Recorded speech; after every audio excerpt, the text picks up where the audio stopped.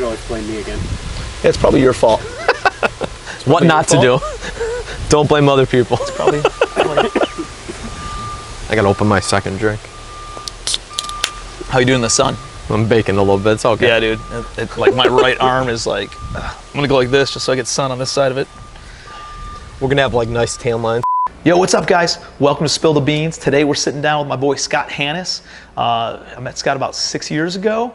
We live in the same neighborhood. And Scott, if you don't know him, used to work for a private equity firm, a $2 billion company that would buy up distressed businesses, fix them all up, put the right people, processes in place, and then cash flow those businesses.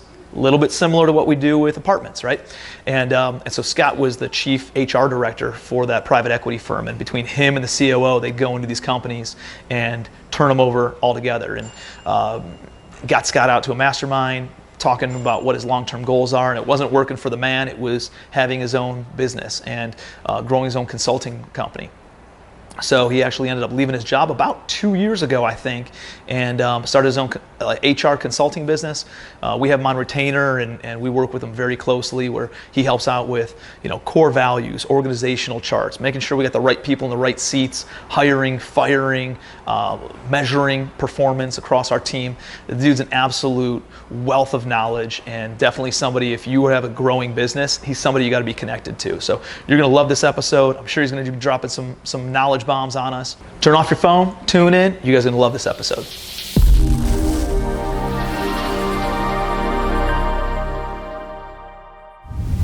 Got my boy Scott Hanis. Scott, how you doing, buddy? Good, how you doing, Tim? Cheers. Cheers.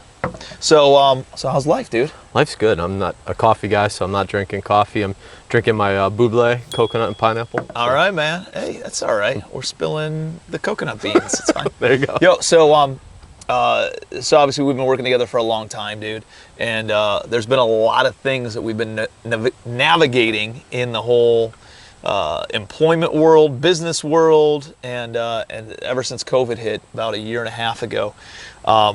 Let's dive into some conversation on that. Like right now, there's a lot of you drive down the street, man, there's help wanted signs everywhere, all over the place, right? Help wanted, now hiring.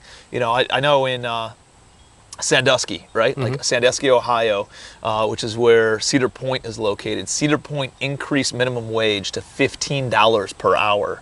And everybody in Sandusky quit their jobs and started working at Cedar Point. So Sandusky is like a ghost town right now, and only Cedar Point is surviving. Has business booming. Kate's got one of her friends in the house right now, and they're hanging out with the kids and stuff. And she's got her own business. She's like, I can't keep people. I can't find workers. What are we seeing right now with the employment world, and what can business owners do to better attract talent? Right. Yeah. I think it's got to be a multifaceted approach. You can't just do one thing anymore. And I always tell people, you got to, like in sales, it's always be closing, and in HR and recruiting, it's always be recruiting. And so, sharing different things about what your vision is and where the company's going to get people excited to want to come work with you. I think that's got to be a paramount thing. Obviously, you can do your Indeed and you can do your stuff on LinkedIn and Facebook, which I think is important. But I think you got to share them like what their career path is, because people don't want to necessarily make $15 for the rest of their life. So you got to show them where they can grow, how they can contribute, and where they can potentially go to in the near future, next year, next 2 years, next 3 years. That's why you're going to attract and draw people in. And then if you have benefits, those things usually help. Medical, dental, vision. A lot of people are looking for that kind of stability, especially if they worked for bigger companies. But again, like the training programs, the growth opportunities, and again, just the little things like, buying them lunch every once in a while, showing your appreciation, writing a handwritten note. Like those things go a long way when it talks about your culture and, kind of your values and where you go.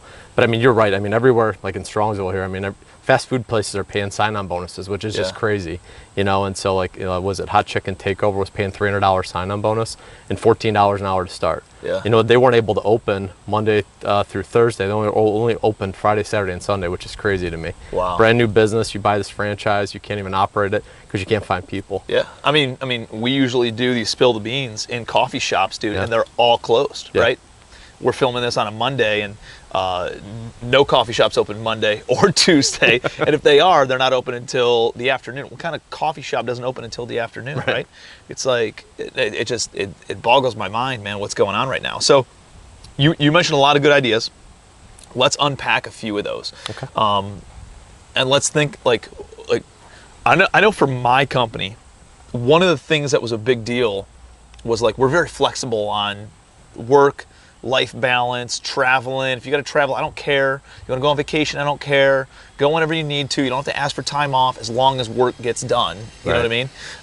Or if you got to leave the office and go to a doctor's appointment or pick up your kid or take a long weekend or whatever, that's totally fine as long as you're out there getting stuff done. Right. And if you're not getting stuff done, that's when we have an issue. That was a big benefit for attracting great talent into my business, but now it's gone, right? Since COVID hit, it's all gone. Everybody works from home. Everybody works remotely. Everybody can travel whenever the hell they want as long as they get work done. So it's like, that's really been an advantage that we had as small business owners that we no longer have. That's right. And I think the reason we still have some good traction is probably a lot of the things that you mentioned, right? Like we have really good company culture, but how do you sell that, right? If you're just looking on Indeed, if you're just doing it, I think it's really important to have a social media presence. So 1000% agree. When people see you, dude, they see what your culture looks like. They see you having fun. They see you, breaking records or doing cool stuff or with big ambitions and all those kinds of things that attracts people and talent in a different way than necessarily, some corporate giant could. Another thing that we're doing is, I don't hire for this role necessarily. I'm always thinking in my mind, and I try to convey this to the person I'm sitting down with and potentially hiring, is like, I'm not looking for you to stay in this role. I'm looking for you to take two roles, 2 roles ahead, and what 2 more job increases or promotions are going to look like, and have that conversation with them. So that way it kind of starts painting the vision. I think if people don't know where they're going or where the company's going or where their career's going, I think they have some question marks on that front, And then, so company culture, and I think, showing that through social media, painting the vision and doing that. And then, like you said, once they're on the team, maintaining that. How are you maintaining a fun company culture? How are you doing lunch? Are you doing corporate retreats? Are you going hanging out and doing Top Golf or doing something like that? Something fun. That is something fun where you can hang out and have the camaraderie. Because, somebody told me early on, like, people quit when they quit a job. They're okay quitting a job. They're not okay quitting their friends, That's right. And so if they're working with friends and they become friends with a bunch of people in the organization, like that becomes more their identity than necessarily the job becomes. Absolutely. And then it's hard to leave your friends and your coworkers and stuff if you've become really, really tight with them. Absolutely. And it's so crazy. Like there's a price now on everything though. So like I just had another client, like they lost an employee that was going to make $25,000 going back to their former employer. And so then it becomes, am I friends with people? Do I love my culture? Or am I about like taking care of my family? Yeah. So it's just a weird, this job market, in my opinion, goes back to the early 80s, 1980s, with how crazy it was then. It's the same thing right now. People are overpaying for talent. And it's going to be real interesting if there's a shift in the market and how business is done. What's going to happen with those people that were making, $80,000 that are now getting paid $100,000? Yeah. They're going to still be on the team. Well, it's all about, do you add value or are you just a number, right? Yeah. And so getting results, adding value, being a part of the team, and I think you mentioned the culture, so many companies don't check in with their employees and their team members. How are you doing? I recommend you do that once a month at a minimum. Sit down, do a formal coffee, grab coffee, spill the beans with somebody, and just talk to them about how things are going, how's life. Because the more you build a relationship, the better. What are some of those questions that you would ask if that were the case? So if you're sitting down with your employees, give me the top 5 questions that you would ask, 3 to 5 questions that you would ask, just to make sure you're taking the right temperature during the monthly meeting, kind of check-in. Just, sitting down doing a check-in. Yeah, I would ask them how things are going. How are you doing? Outside of work, is there anything I can help you with? Here's your goals. How are you doing? Trying to achieve those goals. Do you need any help from me? Do you need any support? What do you think we can do to improve things here? Just always kind of getting a pulse for how they're doing personally, but also professionally, like what else we can be doing better. And as their manager, or as their leader, what else can I be doing to provide value to them? In that way, you kind of always have a pulse of the organization when you do that on a monthly check-in basis. That way, it shouldn't be a surprise when somebody's frustrated or upset. Right. You should know that on a monthly basis, as long as that person's honest, right? Yep. But if you're, integrity is part of your values, hopefully you're hiring honest people. You're not hiring a bunch of jerks that lie to you all the time. That would be a bad thing. It would be a bad thing. So at the end of the day, like you're trying to essentially just clear the air every single month. Absolutely. And make sure that there's nothing that starts compounding, because that's when people start looking for other jobs or They opportunities, right? Or they start telling themselves these crazy stories in their own head that might not be true, right? And so just trying to sit down with them on a monthly basis and extract any garbage that might be going on, stories in their head, and then also, what can we do better, right? Like now they have buy-in to the company, right? Hey, here, have we ever tried doing this? Have we ever tried doing that? Maybe we should test this out. And then you actually implement those things, and now they feel like they have some contribution, which they do, obviously. They have contribution to the actual company, and now they feel like they're of value, right? They're being valued. And so... and you can take it one step further and say, if someone's got a great idea, Sally, why don't you go ahead and implement that? Like, tell me your ideas, put a plan together, we'll review it for 5 minutes and then run with it. Yeah. Like, people will really feel that ownership mentality. That's what I think so many entrepreneurs want, is they want people that are going to be resourceful and they're going to take things off of their plate so you can focus in your lane, someone else can focus in their lane. Yeah. But if you have a team of people that's collaborating and talking and, I'm a big believer in telling people what they're doing well and what they need to improve upon, so they feel valued and they feel appreciated. So many times, in the bigger companies I've worked for, people get talked down to, they're not talked, with, and they don't get really their opinions really is heard, or it's not really valued. So the more you do that, that's a big key for retention, and that's a big thing right now with a lot of clients, is just keeping talent, because turnover can be 1.5 to 2 times someone's salary if they've been with you a long time, for all the different things, the variables between trying to hire someone new and trying to train them, and morale, productivity, and if you got to hire a third-party recruiter, spending all that money on the recruiting costs, like, it's just astronomical. So when you're looking at the cost to hire a new person and the potential turnover of that person, if they turn over, you're looking at probably, let's call it a $70,000 a year salary. You're looking at probably $100,000 to $150,000 in real costs. Absolutely. Because you couldn't retain that employee. That's right. Yeah, I mean, again, it gets into, if you have to pay a recruiter, third-party recruiter fee, that could be 25% of that person's salary. Yeah. You have all the training that's required. Usually you have someone that's more experienced that's training that person that's making 70 grand. You have the lost productivity from that person that was making 70 grand. If they have different operating efficiencies that you measure, your KPIs. So it could be very easily 150,000. It could be more, especially if they're a salesperson and they generate a ton of revenue for you and you just lost that person. Like, that's a huge loss to the bottom line, as well as to the company morale. I mean, it's combined. It's real cost of the loss, but it's also all the opportunity cost of not being able to generate revenue and the lost future revenues of that. That's wild, man. Yeah, you don't want to turn over employees. So, like, if you got B players and C players on your team right now, you keep them? I think you got to develop people. I mean, at some price points, it depends on your budget and what you can afford to pay. Some people want to hire a rock star and they want to try to take somebody away that was making $100,000 somewhere else. You're not going to do that paying them 50 grand unless they have, someone else in the family that's working. If they're dependent on that 100 grand, they're not going to take your job for 50. So you may settle for a B or a C player. But then it's our job as leaders. We got to train them up. We got to give them opportunities to learn and grow. And so many people, they think they can hire someone and just let them go, and that's just not going to work. Especially in today's day and environment that we live in, you got to provide them resources and tools in order for them to be successful. And if you didn't do that, that's on us. We failed as leaders. Yeah. I mean, that was me early in business, big time, right? And I was like, I wouldn't screen the employees, I wouldn't train the employees, and I wouldn't measure their performance. And guess what happened? we struggled, right? Yep. We struggled early on. So now we go through the screening process a little bit more. What are the key things that you want to make sure that somebody's screened for? I mean, definitely culture fit. What are your values? Do they live out these values? So many people just say yes or no type questions, but I want to hear, Like, tell me about a time you had to display integrity in the workplace. So let's talk about that and give us like a concrete example. The other things would be like work experience and competency. Again, it depends on the position. If it's more entry level, I care more about like fit and cultural type, things. Yeah. If it's more of like I'm on a hire experienced operations person, I want to know, do they understand what a KPI is? Do they understand what SOPs are? Do they know how to manage people or lead people? Like, what's their process? How do they handle like employee relations issues? How do they hire people? How do they fire people? Like, I want to understand that, and how are they driving for results? So it depends on the talent that you're looking for. If it's more entry level, again, it's more cultural based and values based. And then obviously, what's their attitude look like?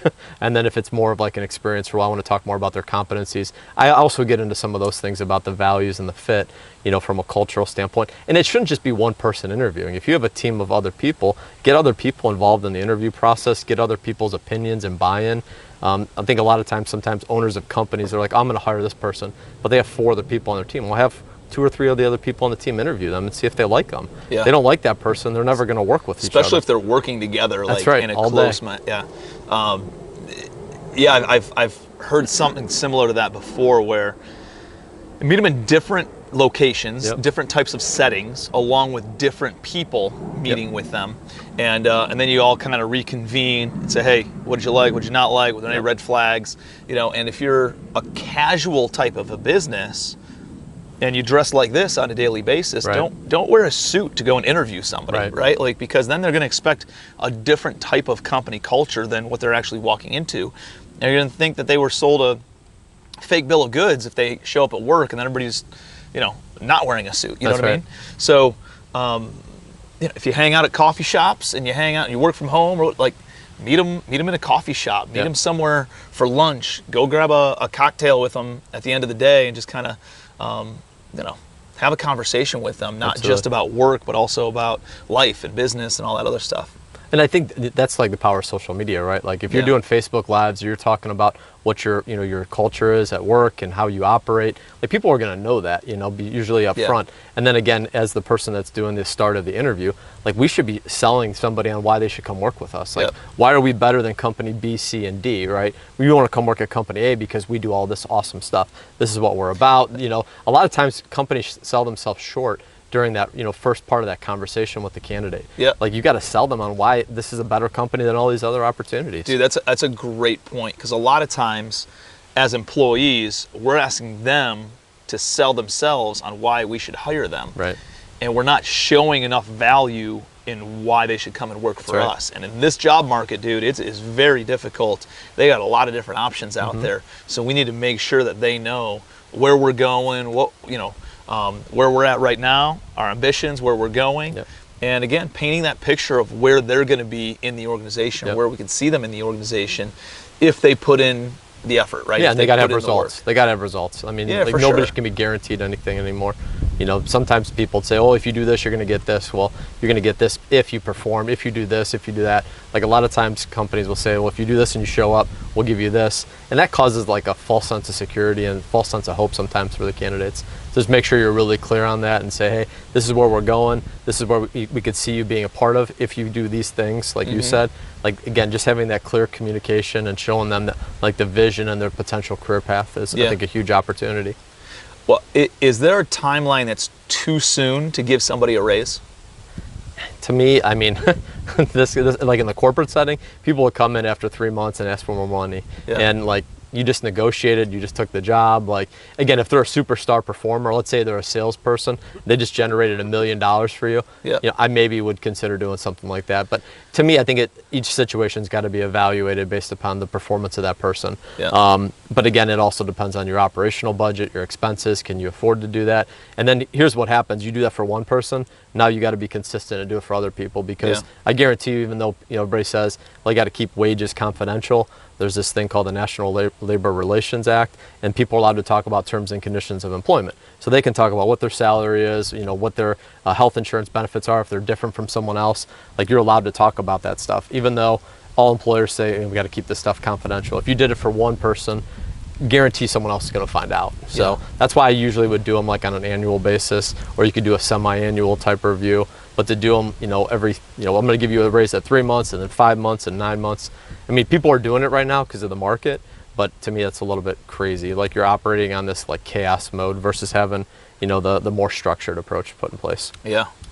And I think employees might not realize, like, I understand the job market's there, but if they strangle the employer, guess what? Like, it's not going to be, business is going to be around Right. for a long time, you know? Like, Right. like maybe, hey, right now, yeah, we can pay that, but if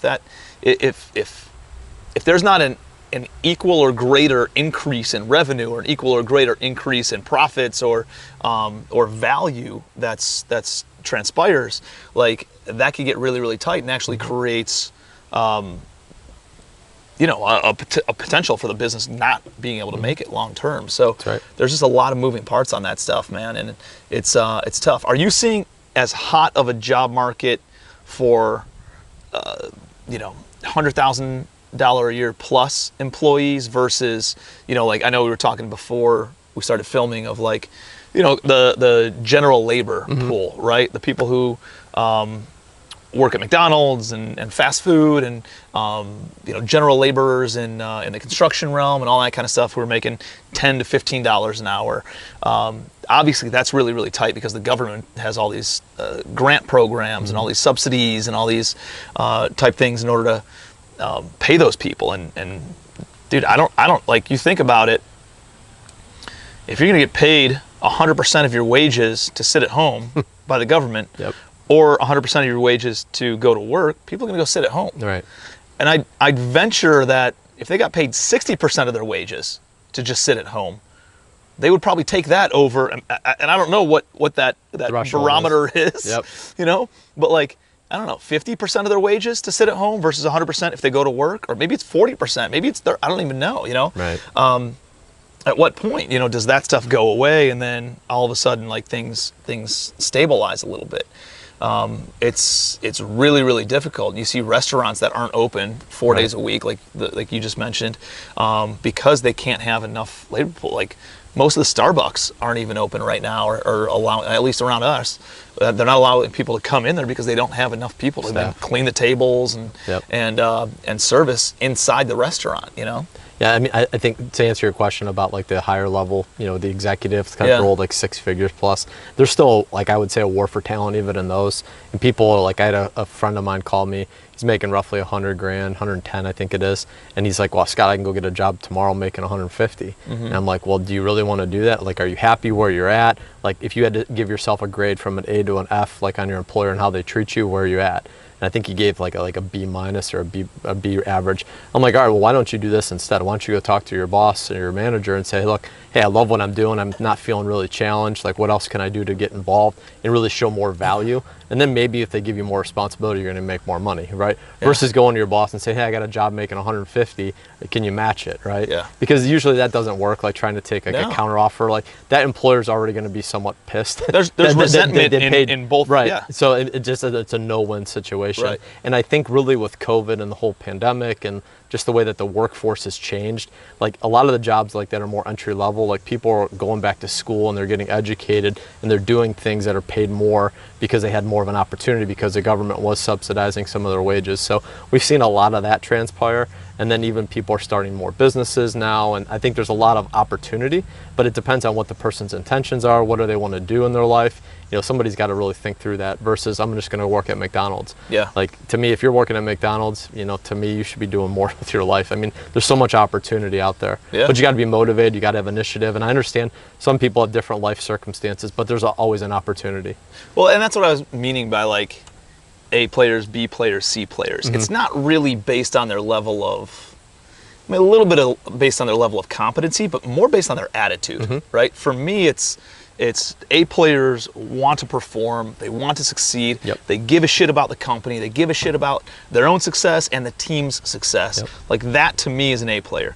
B players, you know, they want to come in and they do a good job at their job, but they really just want to punch a clock and they don't want phone calls, Right. you know, after hours or on the weekends or whatever. And they, you know, and C players are like, you know, they don't do a good job when they're on the pay period and when they do punch the clock, and then they definitely don't want to help out outside of that. So I'm just trying to, like, you know, from a you know, and I don't know if it's a pride thing, but for me, if somebody just kind of comes in and tries to keep on either renegotiating or not necessarily renegotiating, but if I see somebody who jumps around from job to job because they're just trying to take the next dollar, I'm not interested in hiring them, right? I don't want to bring them on board because I know as soon as somebody dangles another carrot in front of their face, they're gone. They're gone, right? And it's just I would rather reward loyalty than even competency or their skill set, because I can always train competency. That's right. You can't train loyalty. You can't train good attitude. And I would say you can't train results at some point. Like, people have to have the initiative, and like to your point, they got to care to make the needle move from point A to point B. A lot of times people have all the competency and the skill and they understand theory, but they don't understand execution, right? And if you're not executing, you're not getting results, and you're not driving the goals and objectives of the organization, it's really hard for someone. Like, I wouldn't reward somebody like that that's not moving the needle, right? Yeah. Like, that to me, like, that's bottom line stuff, right? Yeah. If you're not making money, you can't pay your employees more. I think another thing that you mentioned that was good was, when as the employee, you came at it from a, if I'm the employee, I'm going to go to my boss and say, hey, how can I add more value in order to make more money, right? Instead of just saying, how can you just pay me more money?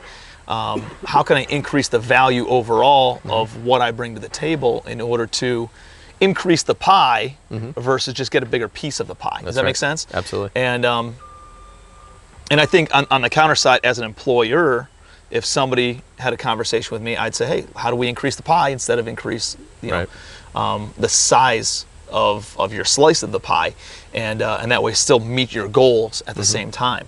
I think there's a lot of different variables, that come along in that, and trying to figure out how to navigate all of it. It seems like right now it's a lot more about the soft skills than it is about the hard skills. Both all the way around, right? You got to be paying attention to the things that you really didn't want to have to deal with, right? As a business owner, you're very results driven. You're like, just show me performance, show me achievement, show me, the needle moving forward. And I don't really want to have to babysit or have to deal with some of this emotional stuff, the drama, right? Of owning a business. But right now, I think you keep the talent and you maintain the business and you grow more by focusing some of those soft skills and having those conversations and making sure, like you were saying before, people feel good about where do they work, making sure that they feel good about how they're making contributions and are they happy, and all those things. Yeah. Well, I think a lot of times too, people want to be everybody's friend, but like at the end of the day, like, you still have a business to run, and business is business. And I think understanding again what you're good at, like, being as a leader, we have to be self-aware and know what we're good at. Like you like you as an example, like, you're super authentic, like, you're humble, like, you care about your team. Like, a lot of owners don't do that, right? And so, like, the fact that you do that is going to attract other people that want to work with you. And so, like, having that mindset and having that self-awareness, and like, there's some stuff that you're not good at, right? And understanding what that is, and is it somebody else going to take that on, or do I need to improve that, and like constantly work on developing myself? Yeah. I've been. It's a double-edged sword for me. I have some PTSD of bad business partnerships in the past where I felt taken advantage of me contributing so much to the business and not being, rewarded or compensated fairly for it, and then that partnership ended up breaking off, right? And like, I'm so anti, like, I think when something happens like that, you try to overcompensate whenever you're in that situation in the future to make sure other people never feel the same way that you felt in that situation. Make sense? So like, now I'm probably, I went through a phase where I was like too generous, right? And I gave up too much equity in certain deals to different business partners and joint venture partners and all that kind of stuff. And it came back to kind of bite me in the ass. And now I'm kind of learning there, and I'm trying to again navigate it and balance it all out in a way that you got to understand, you got to be generous, you got to be empathetic to what matters to them, but you got to understand that your business is its own entity as well, and there's a lot more people that your business has to feed than that one household. They got to look at the overall environment and not just the individual. Well, I think that's a great point. Like, you have a big responsibility when you start employing people. Like, it's not just that employee or that team member; you have their whole family, right? And so that's a big responsibility. I think some people take too lightly, right? Like, based upon decisions that they make, and they do a lot of management by or leadership by emotion rather than data, and facts. And so I love that, because I think a lot of times I see the opposite, right? And I'll have people call me and say, "Scott, what do I do now?" Sometimes you really screwed it up really bad, and now we got to peel back the onion and see what we can do to try to fix it. So how would you suggest? Let's say that there's somebody in your organization who wants a raise, but you're not in a position to increase the salary and take on that overhead for where you are right now. What are some creative ways that business owners can attract these pools of talent, whether it's already in their organization or a new hire, and say, hey, I can pay you this right now, but here's some other ways that as we grow the business together, pay you bonuses, commissions, profit share, something along those lines. Yeah, I would say incentives would be a good way that's performance-based, based upon results. Another one could just be paid time off. Like, if you give someone 2 weeks and they're doing a great job and you can't give them a $10,000 a year salary, maybe give them another week of paid time off, or let them, the competitive stuff that we had as a small business owner working remotely is kind of gone. But if you don't have policies like that in place, let them work remotely. Like, that can help kind of make the employee feel like they're valued and they're cared for. So those would be, I think, a couple things. And then if you offered some type of benefits, again, there's a cost to it, but if you're offering those kind of things like medical, dental, or vision, or if it's a retirement, or maybe you help them, if you're in real estate, maybe help them buy, their first rental property or something like that. Like, they'll feel valued from that standpoint. But I would always be honest and direct with them and say, hey, right now we don't have the money in the budget. If we're able to hit these key things, we'll talk again. We do our annual reviews every year in December. Let's sit down again and see where we're at financially and see how you're performing and go from there. But again, if you're doing those monthly check-ins, you should have an idea if somebody's happy or if they're not happy at work, right? Do they enjoy being there? Do they not? Are they performing based upon their goals and objectives that you've given them? And are they moving the needle forward? Because again, I'd rather pay a performer all day versus like a C player. I don't want to pay them for their performance if they're not hitting their goals and objectives.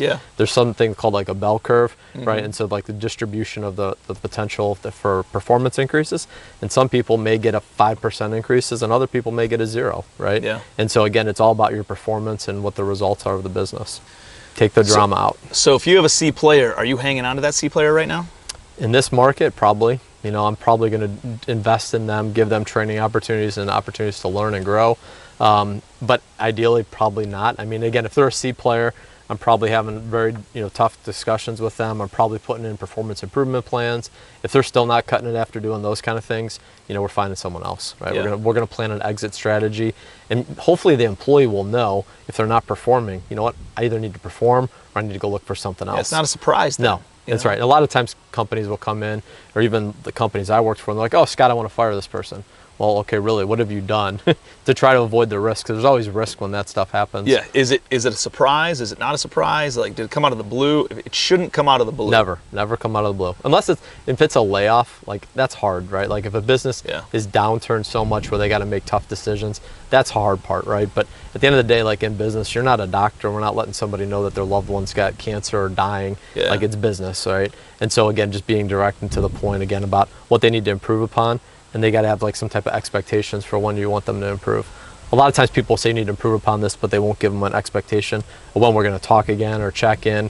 And then like this employee is already feeling like they're lousy. They can't perform. They're not meeting your expectations, but then they don't know when we're going to talk again, right? So you got to set those clear expectations and communicate with them. And put a deadline to it, right? Exactly. Yeah, put a timeline to it. And if in a lot of times in those PIP situations with the performance improvement plan, you can see a lot of good change in people, and you can see that they want to be a part of the team. Even if they're not hitting all their goals or objectives, if they're making a huge improvement, like I'm going to work with that person because they have like fight in them, right? They have the initiative where they want to really help versus somebody that's like, all right, well, I'm already going to get fired, so I'm putting one foot out the door, and I'll wait in 30 days, and Tim will fire me then. Because sometimes people do that.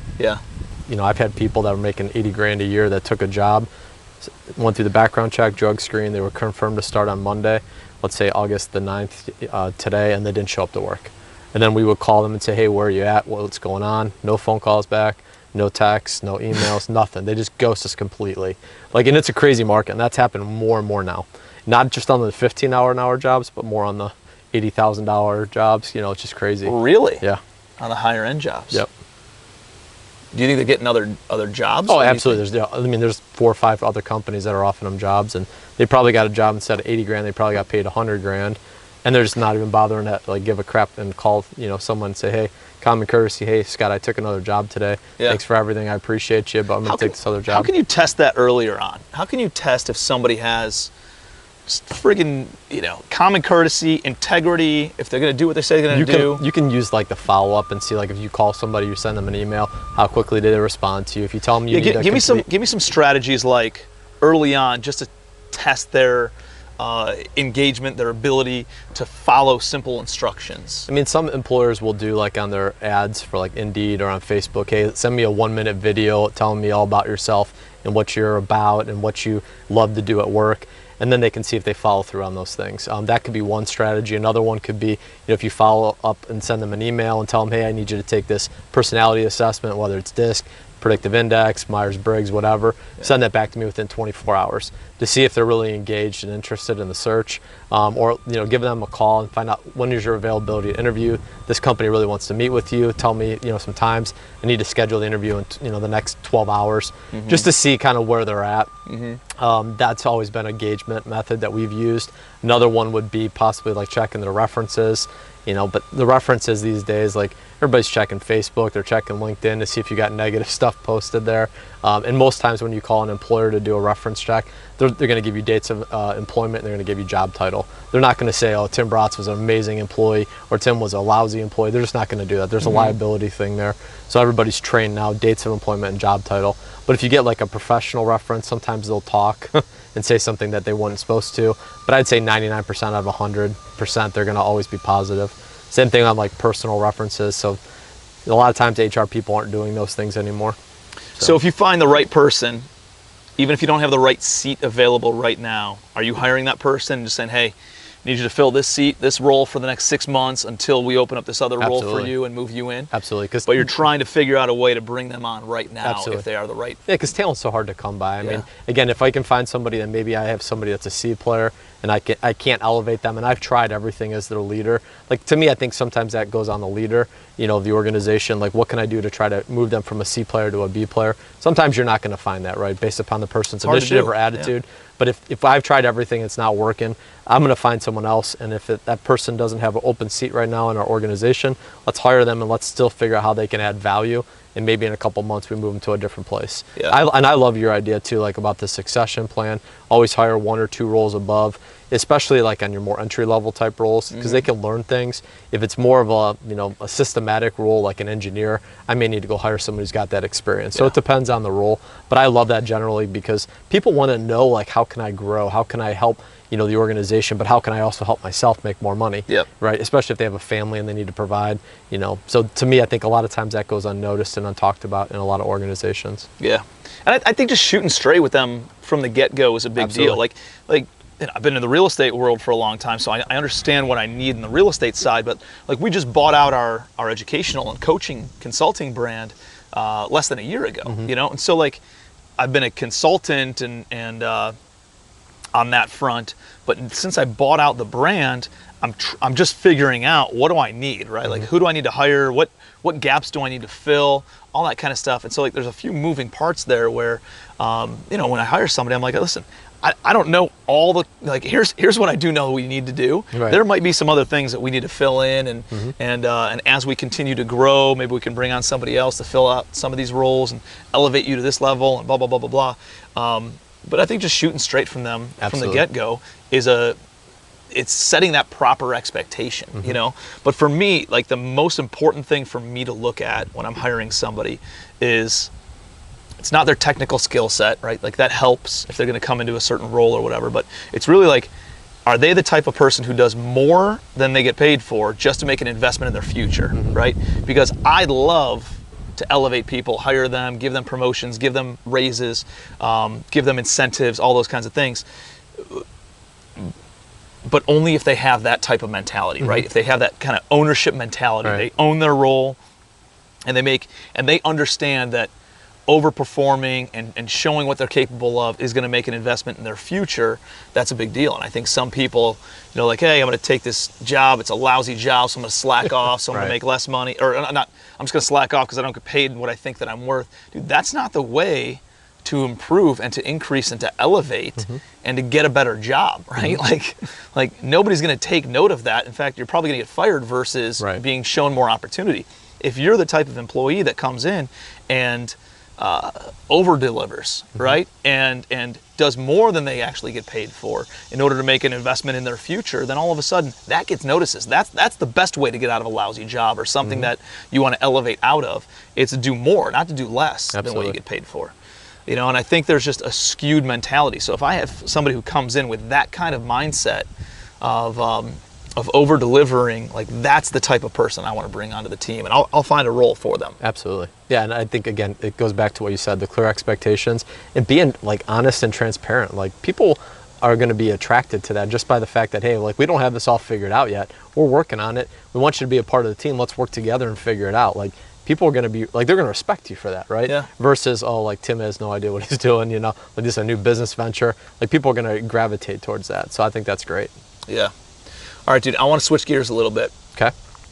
Let's talk about, we just came off of one of our virtual masterminds, and we had three rooms, and I know you and Fatty had a room, and Nick and Matt had a room, and then I had a room of a bunch of our mastermind members, right? And we meet on a quarterly basis, usually in person. This one happened to be a virtual event where we brought in some speakers, and then we had one-on-one kind of hot seats where everybody got one-on-one attention. We talked about what they had going on in business right now, and it was essentially what their biggest need was.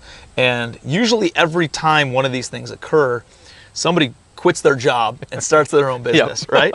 Yep. And to that point, Fatty Bumitri did it, right? You did it. Yep. And that's what I want to talk about is like going from a six-figure salary, you worked for a big private equity firm, making good money, paying for your car and benefits and all this other stuff. And you come out and realize like, you know what, I'm working, 16-hour days and nonstop, and I'm not being, and maybe they were treating you well or not, but you knew that there was something more, right? And so you ended up essentially putting in your 2 weeks, left your job. When was that? Almost 2 years ago then, now, right? It was June of 2017. No, 2019. 19, yeah. It's been over 2 years. It's been over 2 years now. And let's talk about what that transition was like of leaving that job and the comfort and the safety of that job and venturing into the unknown of starting your own business, starting your own consulting business, and what was that like, and how has it played out over the past 2 years? You did it in a time frame that was kind of, probably pretty easy for the first 6 months, and then there were a lot of things that, a lot of wrenches thrown in the mix, a lot of curveballs that happened as soon as COVID hit, which might have been actually a bigger desire, but people were kind of scared, probably pulling back money, probably weren't hiring and taking on that overhead and all that kind of stuff. So let's talk about the mindset of why did you choose to leave that role? Why did and all the things and the hurdles going through your head of going and starting your own business? Okay, we could talk about this for an hour. Yeah. So first of all, I quit my job primarily because I had to believe in myself, right? Like you are a big part of that, Yeah. So everybody, Tim's awesome. Tim gave me a lot of confidence to quit because I started working with your company in November of 18 and sitting down with the team and putting in like the core values with the team and the job descriptions and the goals and objectives and kind of some more HR foundational structure. And you're like, Scott, I remember you coming to me. I think we had, I don't know if it was like a Christmas party. And you're like, why don't you just do it on your own? Like, and you said, I'll help you get, people that want to work with you. And I'm like, all right, I don't know if I want to leave like my high six-figure plus, job with the 50% bonus opportunity and the equity in the business and then I'm paying my car allowance. And I'm like, I just don't know if that makes sense. And so I did a lot of praying and I talked to my wife, Laura, and Laura was like, Scott, you should do it. And I'm like, well, we're a single family, income type thing. Like Laura wasn't working at the time. And I'm like, well, that's kind of sucks to go from this to this overnight. But, it ended up coming to the conclusion that it was, a good opportunity and something I wanted to do to, bet on myself. And so quit my job, and it was actually the day after Easter in April of 2019. Gave my current employer a 2-month notice and tried to work with them like on a transition to figure out what they were going to do. And I wish I would have done it 5 years ago, to be honest with you. It's like wild, it's right? been a great ride. I've never met anybody who said, I wish I would have stayed there longer. Yeah, you know? no, definitely not. Definitely not. And a lot of ups and downs, as you go through and you start a business. It's kind of exciting though, Yeah. I mean, as long as it's not stressful, but I mean, it's a little bit stressful, but yeah. And finding insurance, for, being a family and, where do I find insurance, and just some of the stuff that's just not talked about when you start, as an entrepreneur, as a business owner. Well, the good news is you're an HR guy, so you had to go through that in order to help other small businesses. That's right. In order to be able to offer that, That's right? Yeah. So being able to do that and have that mindset. But I mean, I've always put a lot of pressure on myself to over deliver for anybody I've worked for. And that probably came, and I'm not going to get emotional, but it probably came from some of the experiences I had when I was 13 and 14, where I was abused by a boss that I worked for. And like that really just always made me want to do more and prove myself to, my boss or my manager. And so I've always had that mentality. And now I try to do that, with my clients, and try to always over deliver and over provide on service and value. But I wouldn't take that back for anything in the world, and just having my recent health scare and some of those things, not to get emotional again, but like it's given me a lot more freedom, to spend time with the family and to kind of focus on what's important right now, which has been my health the last couple months, starting to finally feel like really good. Good. Best I've felt since like May 21st. So it's time to, get back into the, the swing of things and spend more time trying to grow the business. And during that time, again, one of the downs was hiring my first W-2 employee. And I'm like, oh, this is going to be great. He's going to take over all the recruiting off my plate and work on helping me grow the business. And I got sick on May 22nd, and he ended up quitting on June 14th. And so part of the reason why he thought I was going to die and not be around. And so he ended up, going back to his former employer. So here I am, I'm in ICU, and I'm like, all right, dude, like I need you to be around. And he's like, no, Scott, I'm going to quit. And so just having that stumbling block. I mean, everybody goes through hurdles in life. Everybody's got their skeletons and issues. And I'm not mad at him. Like I a ton of respect for him. He's a great guy. He's a great friend. But understanding that, he's got a family and he's got to take care of his family. And so I get that. So now we just got to reboot, and we got to figure out what the next step is. And so we'll hire somebody again. It won't be a big deal, but just trying to, again, navigate through some of those waters where if I was in a corporate setting, I felt like I could thrive, right? Yeah. And now being an entrepreneur, it's a little scary, right? Being on your own. Luckily, Laura stepped up a lot in the business, and she's taken on a lot of stuff that either I don't want to do, or B, that she's much better at. And she's, done a lot with communication with clients when I was sick. And so I feel like I have a support, right? Where I didn't have that before, so. Yeah, it's been, well, dude, obviously you have a ton of talent, right? You had 950 employees. You go in this private equity firm. You go and roll up companies. Between you and the COO, pretty much handled the entire organization. And if you're able to do that, you could definitely help small business owners, level up, going from doing $1 million a year in gross rev into 5 million, 10 million, or taking them from 10 to 15 million up to $100 million, which I know you're working on with several clients as well.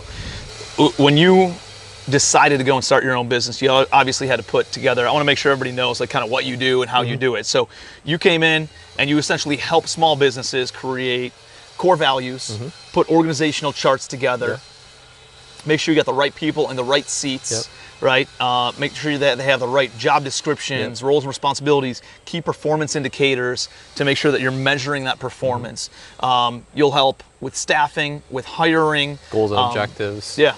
Helping with accountability and like executive coaching, like what do I do in this situation, or why are we not changing? Well, what have you done? What have you not done? And let's talk about that. So those are some of the other things that we do. And support on I know you'll come in and say, hey, one time I'll come in and do kind of an audit on your business for X number of dollars. Another time, and then there's other options where they can go on like a monthly retainer, right? Like retainer.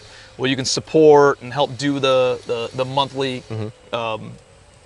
calls or monthly checkups, I guess, with the team and all that kind of stuff, and give them some direction and insights. And then, I mean, dude, from a employee placement standpoint of staffing, I know you mentioned like most of these headhunters and stuff charge 25%. Dude, I'm seeing that go up. I'm seeing 30%, 25 to 30 to 35. More, because it's so hard to find talent right now. But dude, you are a fraction of that, and you do way more effort and put in, deliver just so much more valuable for essentially like half the cost of that, right? And so, I know, and we've had this conversation, but like, I know as you're launching your business and you're trying to generate more revenue, you're finding, what works and what makes more sense and all those kinds of things.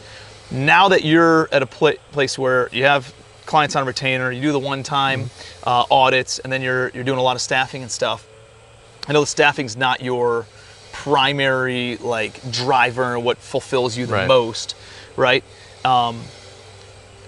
What is that next step? So like now it's time for you to hire your first employee, right? To go back through that again. Yeah. And so you hired somebody, but dude, I think sometimes you hire somebody and you got a this relief that sets in, and then all of a sudden the guy leaves you when you're in ICU. And I know you don't hold any resentment or anything like that.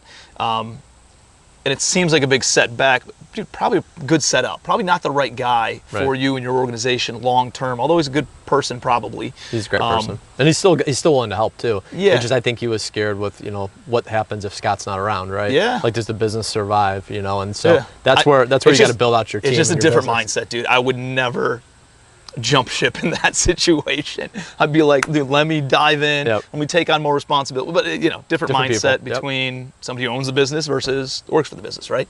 And maybe that's it, or maybe it's just something else. But all right, so we got to find somebody else for you now. We're working on that. We got to bring somebody else in who's going to handle a lot of the staffing side of things, so that way, because I mean, dude, you're always contributing to podcasts. You're contributing to a lot of the masterminds and organizations and a lot of those kinds of things, and helping out people in our mastermind and all these other different groups to offer those services. Because I think your skill set is the biggest hurdle for every small business, right? I'm a solopreneur. I'm generating revenue. I'm making money. I know how to make money. I have proof of concept that I can make money. But now you're like, oh shit, like now I'm burning the candle at both ends, and I got to figure out what do I need to do before I get burned out, or I lose my family, or I sacrifice my health, or I sacrifice something else as I continue to grow. So it's like, dude, I think your skill set is the biggest game changer, especially for everybody like in our mastermind, right? For going from having a 6-figure or 7-figure business into multiple 7 figures or 8-figure business or into a 9-figure business, the biggest need is this staffing piece, the personnel piece, how to grow the team and develop the team. I think in business, there's a few things that are always an investment that you'll get a return on your investment. One of those is marketing, and the other one is people. Great, 1,000%. And then the third one's probably education, right? So those three things, the more you invest in it, there's always going to be a return on investment. It's not a cost; it's an actual investment. And always be recruiting is absolutely something that I believe in. Where it doesn't matter, even if you have great team right now, you're always putting out there. I was actually sent an email right before we sat down to somebody who's looking for a job, looking to make a change, and she's an absolute A player, referred to me by somebody else and has a different life circumstance, and for some reason, guess what? Just like there's motivated sellers in real estate at all different times, despite what's happening with the market right now, there's motivated employees who are A players and great deals that you can hire and bring into your team and cultivate and develop, and you can offer something that maybe somebody else can't offer, and you can solve a problem that somebody else can't solve, and you can attract them into your organization, So, dude, I think, now probably more than ever, it's like sourcing great deals right now. If you can find great deals in real estate, dude, you can raise money for it. You can say, hey, here's how much I want to get paid. And I think a lot of recruiters are able to do that. You haven't really increased your prices at all. And I did. Have you? I did July 1st. Yeah. Good. It's about time, man, because you were charging way too little.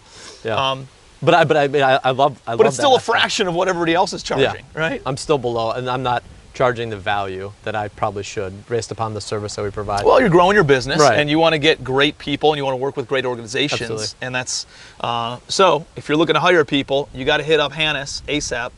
Make sure if you're looking to hire people, you got to hire Hanis in order to help bring. Essentially organize your team, organize your company, put the right structure in place, and then bring great talent in there, because in this job market, you're not going to be able to attract those kinds of players without doing that. So Yeah, and I almost prefer doing like the consulting stuff and the Yeah. business development. Like, how do I go from 1 million to 10 million? How do I go from 10 million to 100 million? Like, that stuff's exciting. That goes back to the mergers and acquisitions and working at the private equity company, as well as the automotive company I worked at, where we bought companies, and just really helping put plans in place, putting people in place, and then watching them execute, the processes and getting stuff done.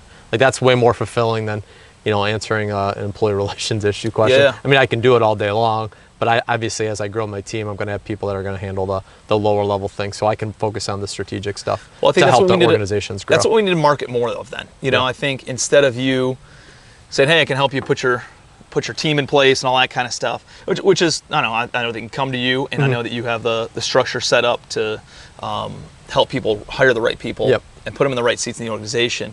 But really the business development side of things, of making sure strategically seeing a few chess moves in the future, of being able to say, hey, here's the direction that we're going, here's what the pieces and parts that we need to put in place, and here's the things in your organizational chart that are missing and some gaps, and here's how we take you from doing $1 million in revenue to $10 million in revenue over the next 36 months. Putting that plan in place.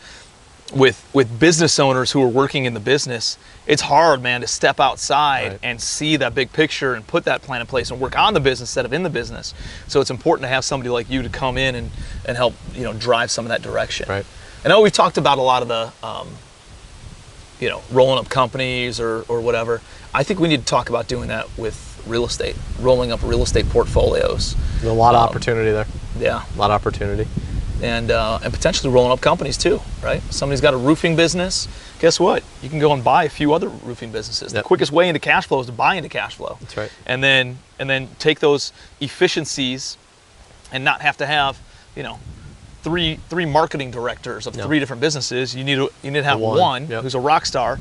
You reduce your expenses. You increase your customer base. There's a lot of different things where you can create affiliates and different arrangements with other ancillary type products that go with roofing, that all of a sudden you have access to this new list of clients, and you can create a lot of efficiencies and drive a lot of revenue and reduce the expenses by doing that. And I think that's definitely something that's kind of on my next 24-month type of vision board. Good, let's start a PE firm. Let's go. I know, right? Let's do it. We got access to money. We got access to marketing and deals, and maybe that's something we work on, dude. That'd be fun. That'd be a lot of fun. Yeah, you asked another question when we started this part of the segment about like the transition, and I remember calling you. It was like the first time I was coming to your office. I'm like, Tim, like, what do I wear? Because I'm used to wearing like a button-up shirt or a tie or a suit. You're like, Scott, like, just wear shorts and a polo. And I'm like, dude, this is awesome. Like, why haven't I been an entrepreneur a lot longer? Yeah, I know, right?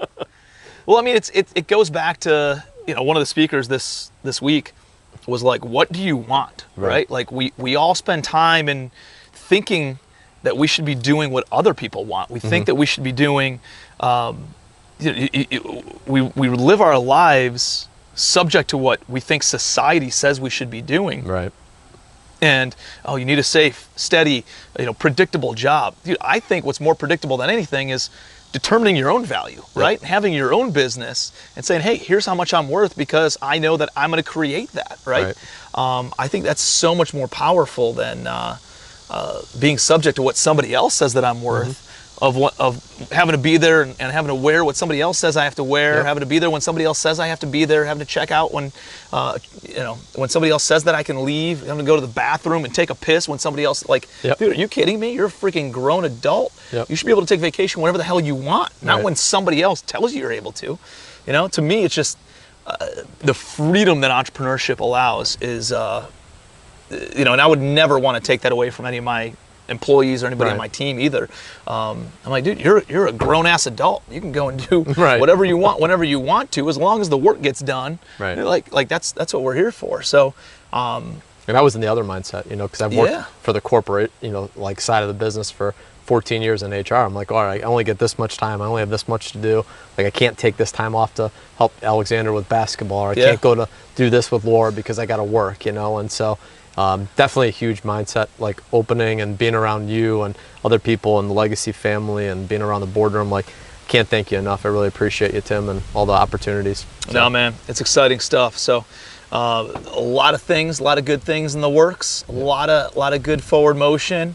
I think the market's ripe for exactly what you need. We just need to kind of get the word out a little bit more that you can help people roll up their businesses or start buying other businesses. Yep. And know that that's even a thing, right? I think a lot of people think, I just need to keep on growing my business. No, you can go and acquire some other companies and put them all together and grow exponentially that much faster. Yep. And the money's out there right now. The opportunities are out there right now.